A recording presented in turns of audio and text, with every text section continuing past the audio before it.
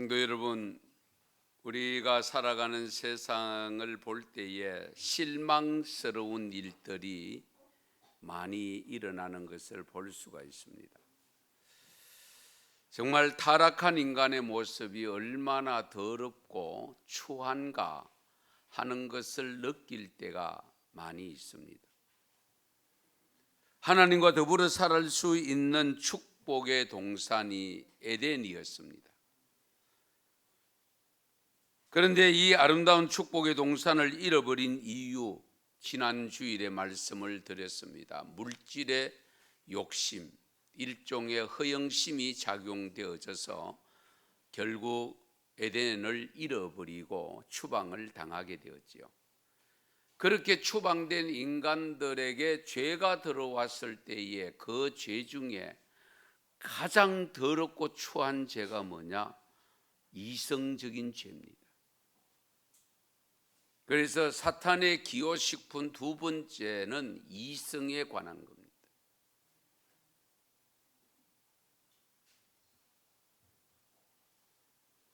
이 이성의 죄를 통해서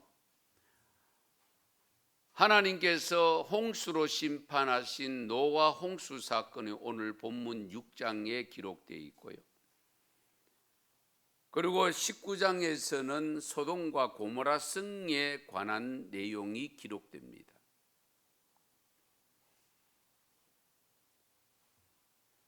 특히 우리 노아 홍수가 심판을 받게 된 이유가 뭐냐? 원인이 뭐냐? 그 해답이 이 6장에 기록되면서 특히 5절에서 7절 말씀에 보면 세상을 홍수로 심판하신 이유를 분명히 밝히고 있습니다. 여호와께서 사람의 죄악이 세상에 가득함과 그의 마음으로 생각하는 모든 계획이 항상 악할 뿐임을 보시고 땅 위에 사람 지었음을 한탄하사 마음에 근심하시고 이르시되 내가 창조한 사람을 내가 지면에서 쓸어버리되 사람으로부터 가축과 기는 것과 공중의 새까지 거리하리라. 사람 지었음을 한탄하신다고 했습니다. 그 사람들이 짓는 구체적인 죄가 뭐냐? 왜 죄가 세상에 이렇게 가득 차게 심판하지 않으면 안 되는 지경에 이른 원인이 구체적으로 무엇이냐? 인간의 마음으로 생각하는 모든 계획이 항상 악하다고 했습니다. 그래서 하나님은 사람 지었음을 한탄하신다고 했는데 그로 인해서 애매한 짐승들까지도 공중의 새까지도 다 죽어야 되는 심판을 받게 됩니다. 잘못은 사람이 저질렀는데 그렇잖아요. 아무런 죄 없는 짐승까지도 다 죽어야 되는 이런 상황에 이르게 되었습니다. 그러면 하나님이 후회하실 정도로 악하고 죄가 세상에 가득한 근본적인 이유가 뭐냐? 그 해답이 오늘 창세기 6장 1절에서 4절에 기록된 말씀입니다. 사람이 땅에서 번성하기 시작하면서 그들에게서 난 딸을 사람의 딸이라고 표현했습니다. 그런데 하나님의 아들들이 사람의 딸들을 아름다움을 보고 자기들이 좋아하는 모든 여자를 아내로 삼았다. 표현이 좀 이상하죠. 모든 여자를 아내로 삼았다.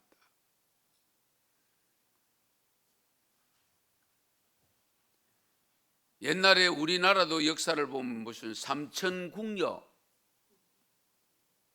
이런 역사가 있잖아요. 예.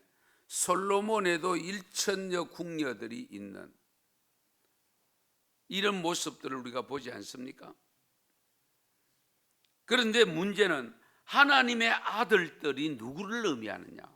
하나님의 아들들이 사람의 딸들을 보고 마음에 아름답게 보이는 대로 다 취했다는 겁니다. 여기 하나님의 아들들은 하나님이 선택한 백성 셋 계통의 후손들로 성경학자들은 주장합니다. 한편으로 이스라엘 백성들이고 믿음의 사람들입니다. 하나님의 아들들이라고. 그런데 이 믿음의 아들들이 사람의 딸들을 보고 여기 사람의 딸들을 봤다. 그럼 사람의 딸들은 뭐냐? 가인의 후예들을 의미한다라고 성경학자들은 주장을 하고 있습니다. 그런데 문제는 그 사람의 딸들을 바라볼 때에 눈에 보이는 안목의 정욕에 빠져 있는 모습을 우리에게 말씀합니다. 지적하고 있습니다. 아름다움을 보고, 아름다움은 외모입니다. 그러니까 하나님의 자녀들이 신앙과 선한 행실과 아름다운 마음씨, 내면의 아름다움을 보지 않고 겉으로 드러난 보이는 외모에만 관심이 집중되어 있었고, 그리고 그 외모를 보고 서로가 경쟁하듯이 취했다는 것을 우리에게 가르쳐 줍니다.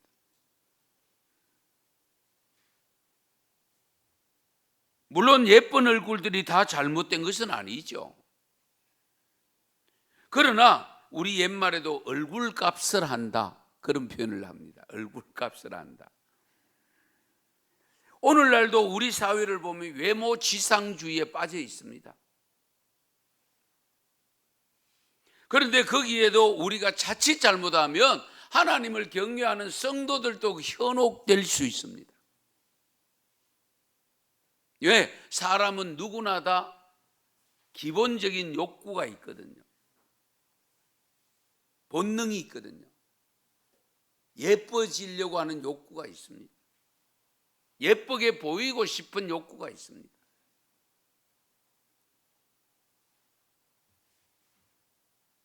이 현대의 외모 지상주의가 이미 오래전부터 젖어 있었다는 것을 성경에서 일러주고 있습니다.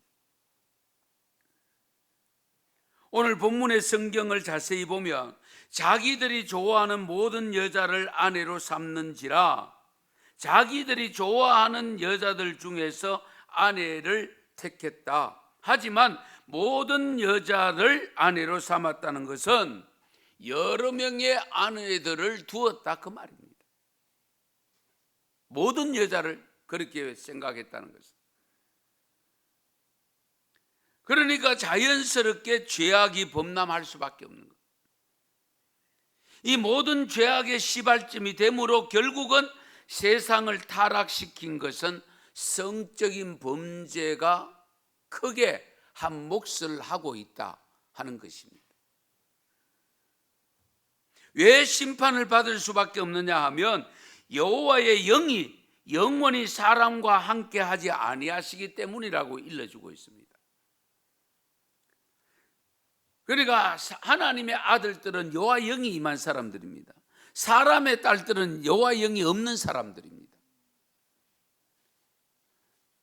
육신으로 있기 때문에. 그래서 하나님의 영으로 부름받은 하나님의 사람들이 육의 삶을 추구하는 육신의 딸들을 아내로 삼고 신랑으로 삼아서 하나님은 그들을 멀리한다라고 가르쳐 줍니다. 그런데 우리 창세기 19장 너무 잘 아는 말씀입니다만은 소돔과 고모라 성이 멸망당할 때에 이 롯의 가족 네 식구가 구원받는 장면이 마지막 30절 이후에 있습니다. 그런데 롯이 한 번은 성문에 앉아 있는데 지나가는 나그네가 두 사람 나타납니다. 그걸 일명 천사라고 표현했습니다. 19장 2절에 보면 이르되 내 주여 돌이켜 종의 집으로 들어와 발을 씻고 주무시고 일찍이 일어나 갈 길을 가소서. 그들이 이르되 아니라 우리가 거리에서 밤을 새우리다. 아마 해가 서쪽으로 기울어진 것 같습니다. 그런데 더 이상 길은 갈 수 없는데 그 동네 밖에서 주무시겠다고 하는데 롯은 두 사람을 자기 집으로 강권적으로 초청을 해서 6월절에 먹는 무교병까지 준비해서 식사 대접을 잘 합니다.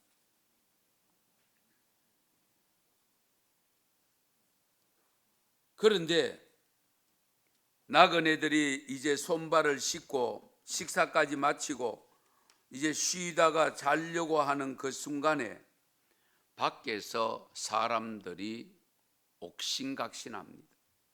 왁자지껄합니다. 그렇게 와서는 문을 두드리면서 롯에게 요청하는 것이 5절인데요. 롯을 부르고 그에게 이르되 오늘 밤에 네게 온 사람들이 어디 있느냐 이끌어내라 우리가 그들을 상관하리라. 우리가 그들을 상관하리라. 여기 우리가 그들과 상관하리라고 하는 이 단어 속에 상관한다는 단어가 대단히 중요합니다. 공동번역, 우리 가톨릭과 우리 개신교가 같이 번역한 공동번역서에 보면 이렇게 되어 있습니다. 오늘 밤 내 집에 든 자들이 어디 있느냐 그 자들과 재미를 좀 보게 끌어내어라. 재미를 보게 끌어내어라. 그런데 여기 상관하리라는 단어가 히브리어로 야다라는 단어를 쓰는데 야다가 뭐냐? 뜻이 뭐냐면 알다는 뜻인데 이 아는 것이 그냥 들어서 아는 것이 아니고 체험적으로 경험적으로 아는 것을 표현할 때 야다라는 단어를 씁니다. 내가 직접 만나서 체험한 거, 내가 직접 목격한 거, 이것을 안다라고 할 때는 야다라는 단어를 씁니다.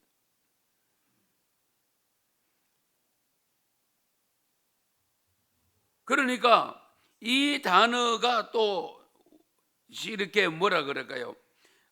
경험적으로 아는 것을 말하는데 여기서는 성교, 동성애를 가리키는 단어 의미로 쓰여진 겁니다.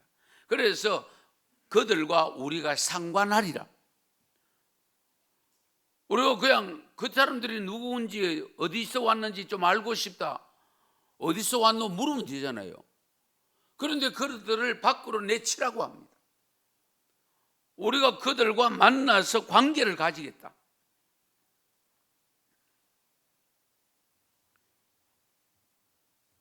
이때에 이분들이 남자임을 나타내는 표현이 있습니다. 롯이 뭐라고 이야기하는 거니까 내 형제들아 이런 악을 행하지 말라. 내게는 두 딸이 있다. 딸을 내줄 테니까 너희들 마음대로 해라. 그것도 안 될 일이죠. 어찌 그게 가능합니까? 그런데 이 롯은 자기 딸을 생각하고 오히려 그 사람들 내밀쳐도 되잖아요. 손님들 길 가는 나그네니까. 그런데 오히려 길 가는 나그네들을 보호하고 그 딸들을 내치려고 하는 이런 모습 속에서 롯이 이들에게 악을 행하지 말라라고 말씀합니다. 악을 행하지. 그게 악이라는 겁니다. 그래서 롯은 좀 더 이들을 달래기 위해서 구체적인 제안을 한 내용이 8절 말씀인데요. 네게 남자를 가까이 하지 아니한 두 딸이 있노라. 청하건대 내가 그들을 너희에게 이끌어내리니 너희 눈에 좋을 대로 그들에게 행하고 이 사람들은 내 집에 들어왔은즉 이 사람들에게는 아무 일도 저지르지 말라. 내게 온 손님들이다. 손님들에게 내가 어떤 일을 행해도 안 되고 그렇게 하는 것은 악을 행하는 것이기 때문에 내가 줄 수 없다. 차라리 내 딸을 너희들이 마음대로 보기에 좋은 대로 해라.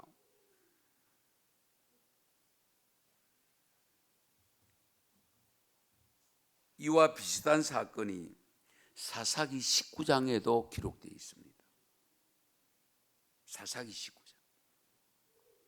이 사사기 19장에는 어떤 내용인가 하니까 참고로 말씀드릴게요.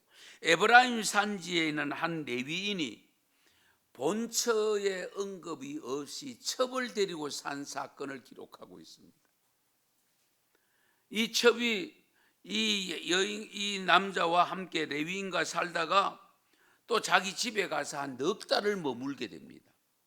넉 달 동안 사람이 안 오니까 이 레위인이 찾으러 간 거예요.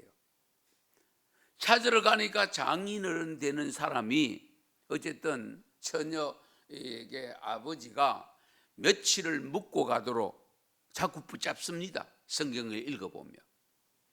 그래서 며칠을 묵고 난 다음에 그 첩과 우리 종들과 함께 기브아에 도착을 합니다.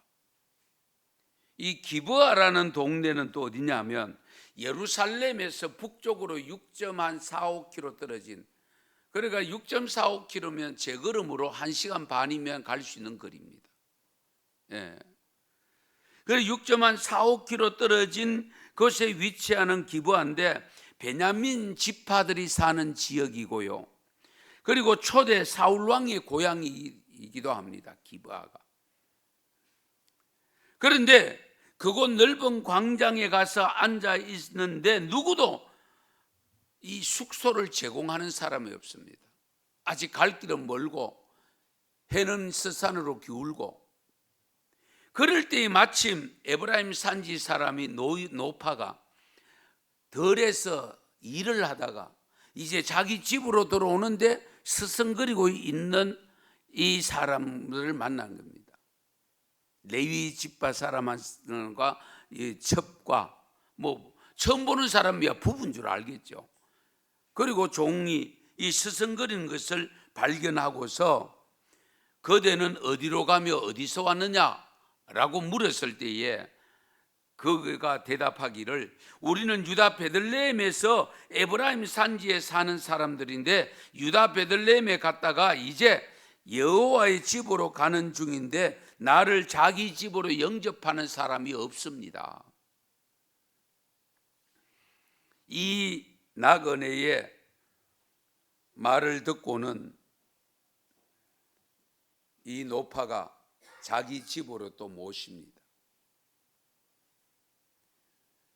그 자기 집으로 모시면서 다만 우리는 먹을 것이 다 있는데 잠깐 하룻밤만 묵고 갈 거주지만 있으면 된다. 거찰방만 있으면 된다. 이런 식으로 일러주었을 때에 이 할아버지 농촌 들판에서 일하다가 들어온 할아버지가 이렇게 말합니다. 그대는 안심하라. 그대의 설 것을 모두 내가 담당할 것이고 거리에는 유숙하지 말아라.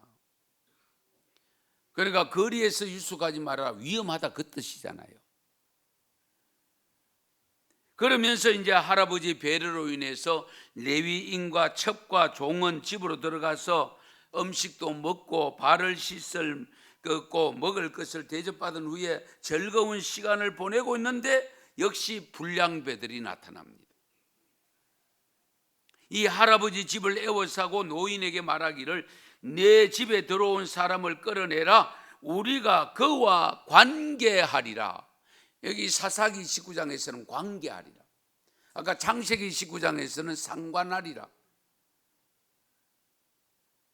이때 할아버지가 그 마을 불량배들에게 일러주는 말이 23절인데요. 내 형제들아 청하노니 이 같은 악행을 저지르지 말라. 악행이라고 했습니다. 롯도 악행이라고 표현했습니다. 이 사람이 내 집에 들어왔으니 이런 망령된 일을 행하지 말라 라고 하면서 다시 제안하기를 내 처녀 딸과 이 사람의 첩이 있다. 그들을 내어줄 테니까 너희들이 알아서 해라. 그때에 이 첩의 본 남편은 아니지만은 어쨌든 남편 된 사람이 자기 첩을 내보냅니다. 주인이 두 딸을 내보내기 전에 자기 첩을 먼저 내보내죠. 그 성경을 읽어보면 밤새도록 그 첩에게 이 많은 남자들이 윤관을 내서 새벽에 자기 남편이 머물고 있는 집 문에서 문을 두드리다가 그 앞에 쓰러져서 죽었다고 기록하고 있습니다. 만신창이가 된 겁니다.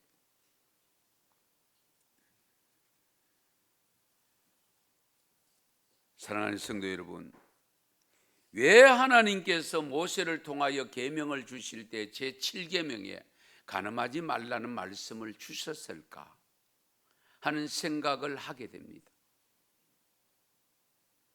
그만큼 인간들이 그와 같은 일을 저지를 위험성이 있기 때문에 이렇게 율법을 통해서 경고의 메시지를 보낸 겁니다.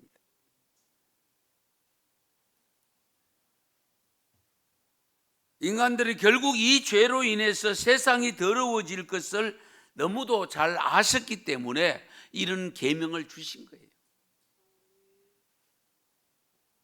그런데 사탄은 인간의 마음을 다 알기 때문에 바로 이 악한 성적 기호심을 불러 일으켜서 죄를 짓게 만들어서 세상을 뒤흔들고 있습니다.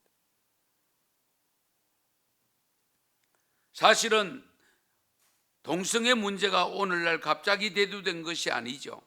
이미 인류 초기에 발생했던 겁니다.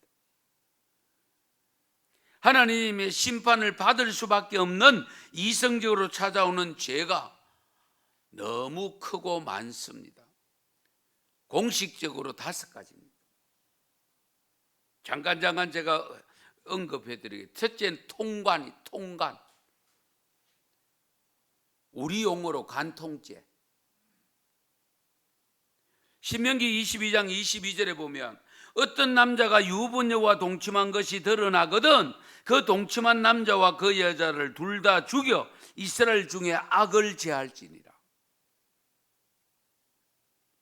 여기 유부녀와 동침했다고 하는데 마음이 맞아서 행하는 불륜을 우리가 간통죄라고 하잖아요. 두 번째가 강간죄입니다.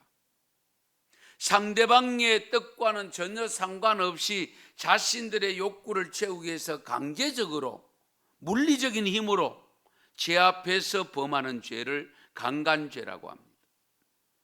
이 부분에도 신명기 22장 28절 29절 이렇게 기록합니다. 만일 남자가 약혼하지 아니한 처녀를 만나 그를 붙들고 동침하는 중에 두 사람이 발견되며 그 동침한 남자는 그 처녀의 아버지에게 은 50세겔을 주고 그 처녀를 아내로 삼을 것이라. 당시 책임지라는 겁니다. 처녀면 은 50세겔, 한 세겔은 노동자 4일 품삯입니다. 50세겔이면 200일입니다. 하루 품삯 10만 원짜리 10만 원 받는 근로자 같으면 2천만 원. 그것을 내고 정식으로 결혼해서 데리고 살아라. 그 말씀입니다.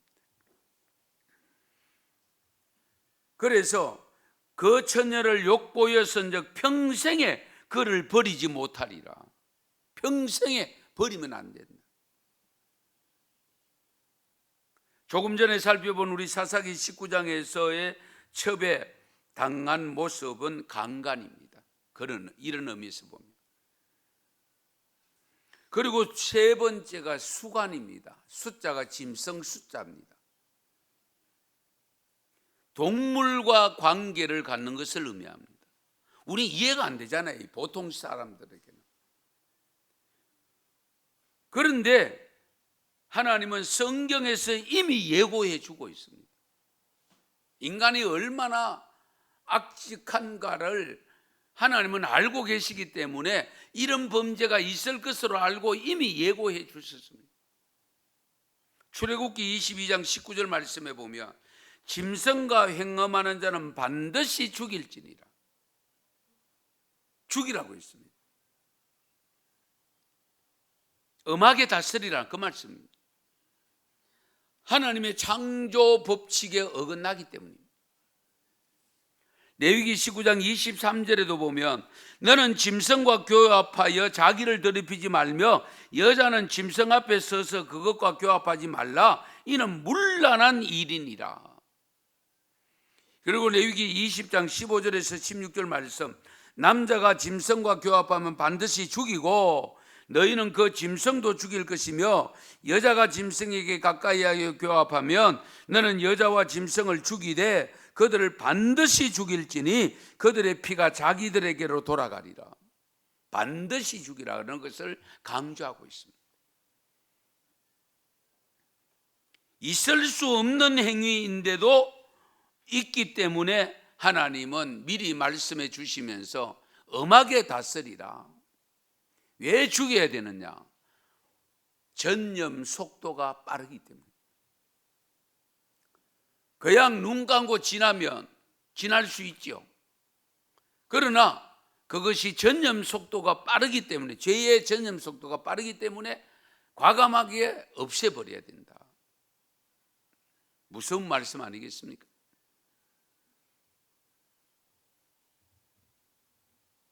그 다음에 네 번째가 건친상간입니다. 성경을 읽다 보면 역겨운 내용들이 곳곳에 기록되어 있는 것을 발견하면서 저는 개인적으로 하나님 왜 이런 내용을 성경에 거룩한 하나님의 말씀 속에 넣어놨습니까? 그런 질문을 하게 됩니다. 거룩한 하나님의 말씀인 성경 속에 이런 내용이 왜 기록되었을까?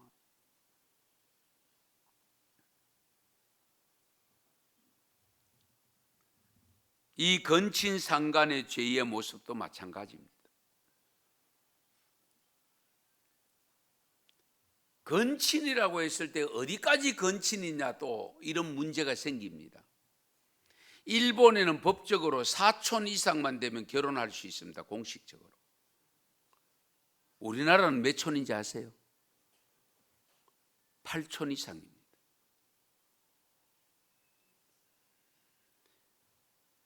법적으로 허용되는 것입니다. 그런데 일본은 지금도 형이 죽으면 형수를 시동생이 같이 살 수 있다고 합니다. 우리나라 삼국시대에 고구려 같은 데도 형사 취수제가 있었습니다. 예, 형이 죽으면 취수, 형수를 취할 수 있는 제도가 있었습니다.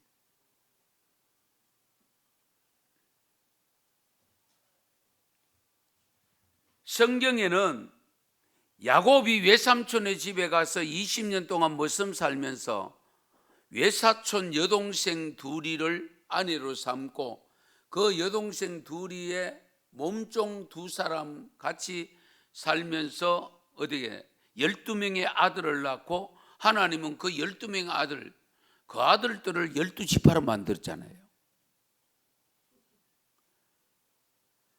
그거 보면은 참 우리 하나님도 이상한 하나님이잖아요. 예.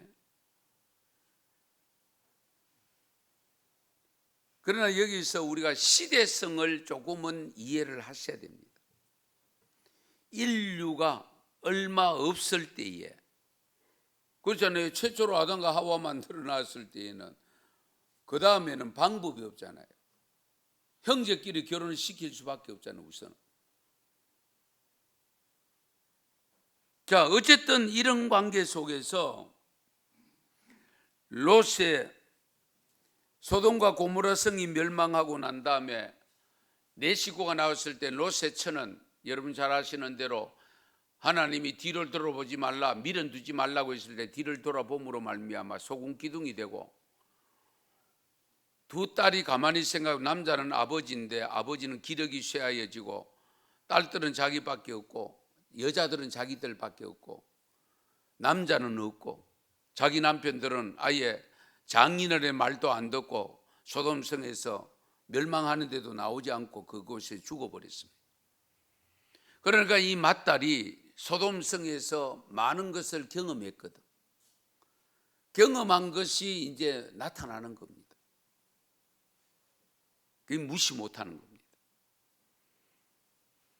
동생하고 의논하기를, 남자는 아버지밖에 없고 연세가 많고 기력이 쇠하여지고 여자는 우리밖에 없는데 어떡하겠노.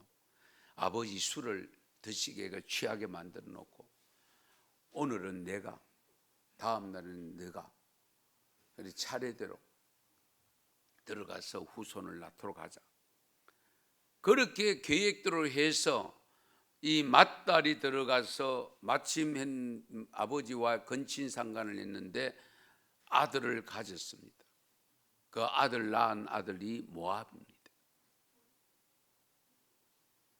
그 다음에 둘째 딸도 역시 아들을 낳았는데 아들의 이름이 베나민입니다. 베나민. 그런데 그것을 뒤에 암몬 족속이라고 표현합니다. 우리가 성경을 읽으면 모압과 암몬 족속 많이 나오죠. 그렇게 생긴 두 족속이 이스라엘 백성들을 하나님이 다스려 나가는데 채찍으로 사용합니다. 안타깝게도. 그래서 뒤에 이제 집에 가셔서 읽어보시면 좋겠는데 레위기 18장에 6절에서 18절에 보면 건친상간 해서는 안 되는 거기에 그 가족 관계를 다 설명을 하고 있습니다. 제가 요약해서 설명을 드리면 우선은 이렇게 됩니다. 그 18장 6절에 보면 각 사람은 자기의 살부치를 가까이 하여 그의 하체를 범하지 말라. 나는 여호와니라. 이렇게 말씀하면서 7절부터 18절까지 쭉 나열된 내용인데 다 읽을 수는 없고요. 거기에 언급된 내용을 보면 첫째 부모, 두 번째 누이나 여동생, 그리고 자매 중에도 시다른 자매, 배다른 자매까지도 금하고 있습니다. 그리고 손녀, 외손녀, 그리고 고모와 이모와 숙모, 시아버지와 며느리, 형수, 제수 범하면 안 된다라고 일러주고 있습니다. 이런 것이 언급되어 있다는 자체는 인간들이 살아가는, 죄인된 인간들이 살아가는 세상에 하나님이 이미 발생한다는 것을 전제로 하고 있는 거잖아요. 안타까운 일이죠. 어쨌든 오늘날 우리 사회도 보면 소리 소문 없이 되어지는 일들 속에 건친들이, 상간들이 발생하는 경우들을 보게 됩니다. 그 다음에 다섯 번째가 동성애입니다. 자금에 우리나라는 평등법을 만든다고 하면서 동성애자들에 대한 법을 만들고 있으며 기독교가 앞장서서 그걸 가로막고 있고 지금 법은 이미 제출되어 있다고 합니다. 계속적으로 그걸 막으려고 하는데 그 동성애, 단순하게 동성애만 아니라 그 내용 속에 암적인 내용들이 너무 많이 있기 때문에, 불의한 내용이 많기 때문에 우리 기독교에서는 막으려고 하는데 오히려 그 사람들을 평등 심어주려고 하다가 우리가 불평등을 당하는 이런 일이 있고, 그 법이 통과되어지는 순간에 제가 이 설교를 할 수가 없습니다. 고발하면 바로 구속당합니다. 그런 악조건의 법이 들어가 있기 때문에 우리가 반대하고 서명을 하고 한 것입니다. 이 점을 우리가 계속 기도하셔야 돼요. 소돔과 고모라가 멸망당할 때 동성애가 하나의 원인이 되기도 합니다. 레위기 18장 22절에 보면 너는 여자와 동침한 같이 남자와 동침하지 말라. 이는 가정한 일이니라.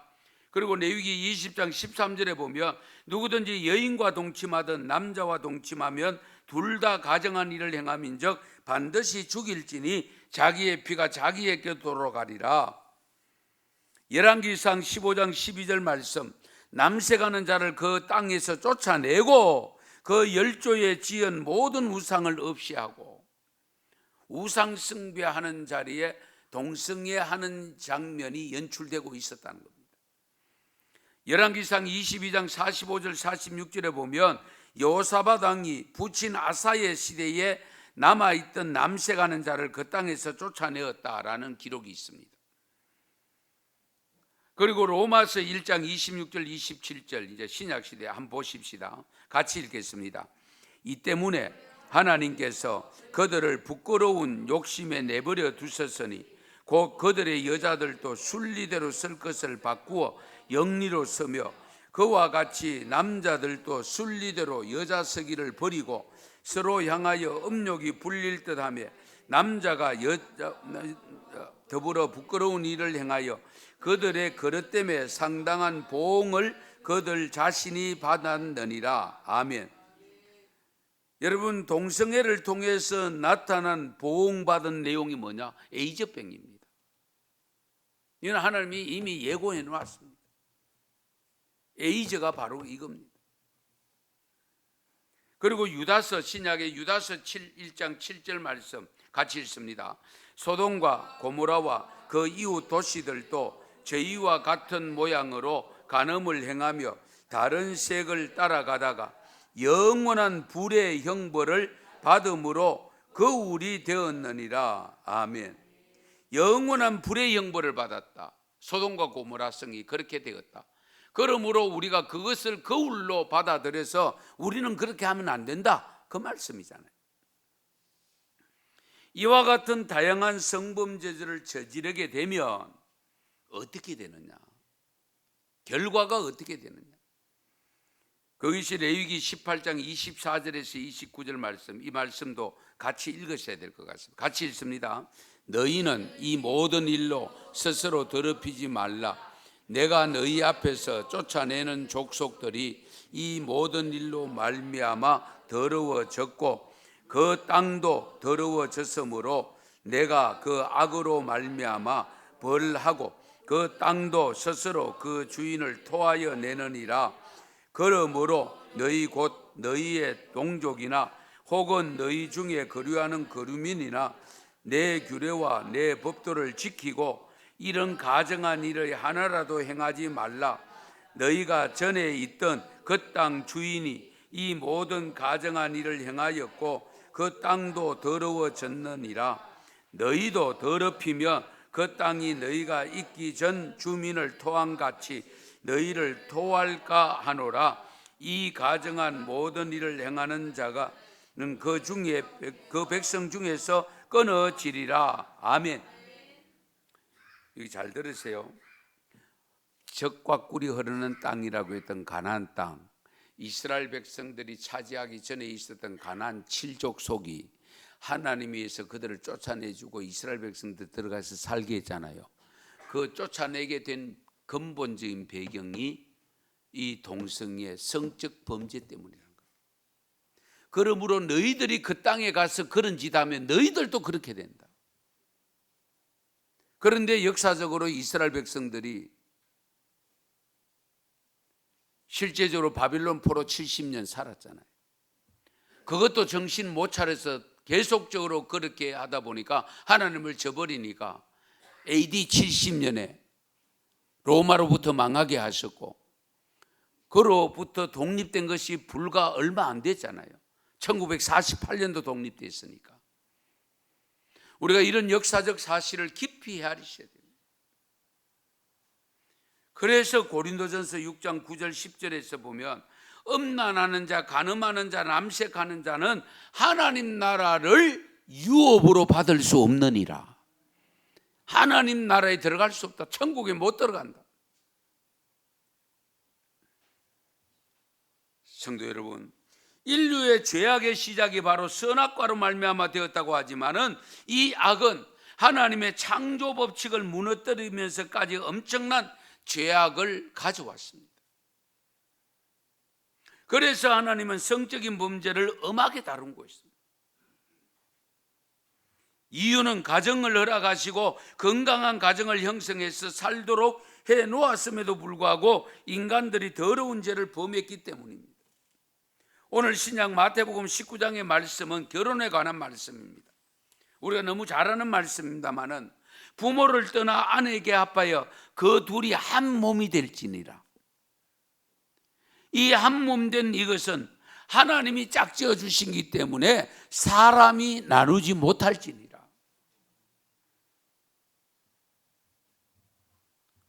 다만 이혼할 수 있는 조건 하나는 허락합니다. 그게 오늘 마태복음 19장 9절입니다. 내가 너에게 말하노니 누구든지 음행한 이유 외에 아내를 버리고 다른 데 장가드는 자는 간음함이니라. 음행한 이유 외에. 남편이 바람나 갔거나 아내가 바람나 갔거나 그런 거 외에는 이혼하지 말아라. 돈 좀 못 번다고 이혼하고 마음에 안 든다고 이혼하고 그러면 안 된다. 우리의 중매장은, 하나님을 믿는 믿음의 성도들의 중매장인은 누구라고요? 하나님입니다. 내가 짝지어 놓았는 것을 너희들이 사람이 나누지 못할지니라. 이 점을 우리가 깊이 헤아리셔야 됩니다.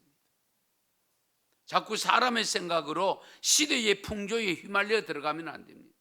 하나님의 말씀은 어제나 오늘에 영원토록 변함이 없으십니다.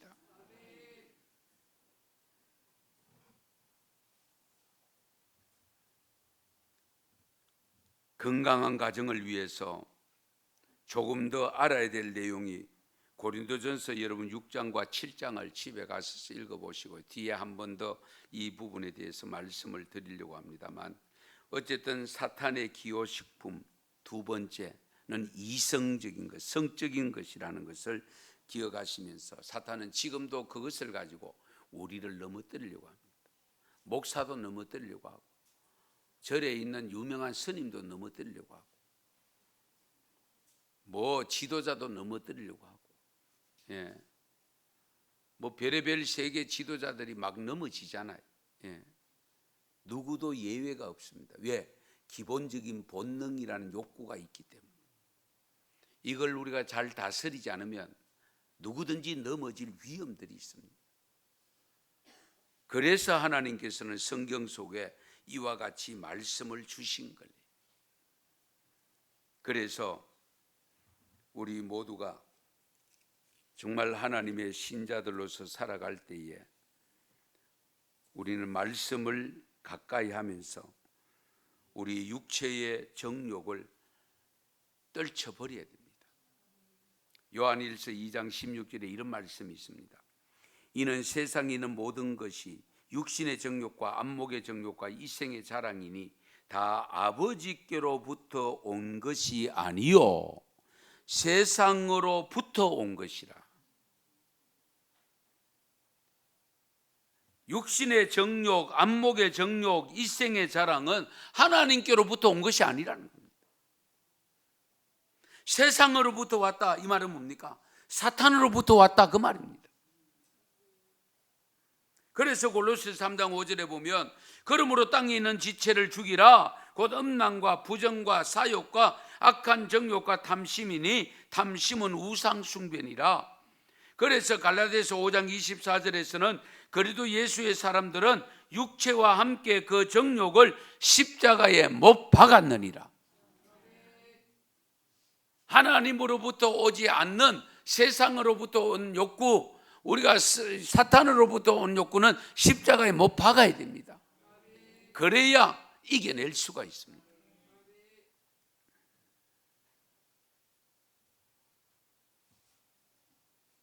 왜 하나님은 이 성범죄들을 이렇게 집중적으로 전 성경의 신구약에 걸쳐서 말씀하고 있는가? 여러분 잘 아시는 대로 성적인 범죄가 나타나면 우선은 자신을 파멸시킵니다. 다음에는 가정을 무너지게 합니다. 그리고 특히 성도들에게는 교회 공동체를 어렵게 만듭니다. 그리고 하나님의 창조 질서를 무너뜨립니다. 결국 가정은 국가의 기초잖아요. 기초가 무너지면 사회가 무너지고 국가가 무너집니다. 결국 하나님의 심판을 받을 수밖에 없습니다.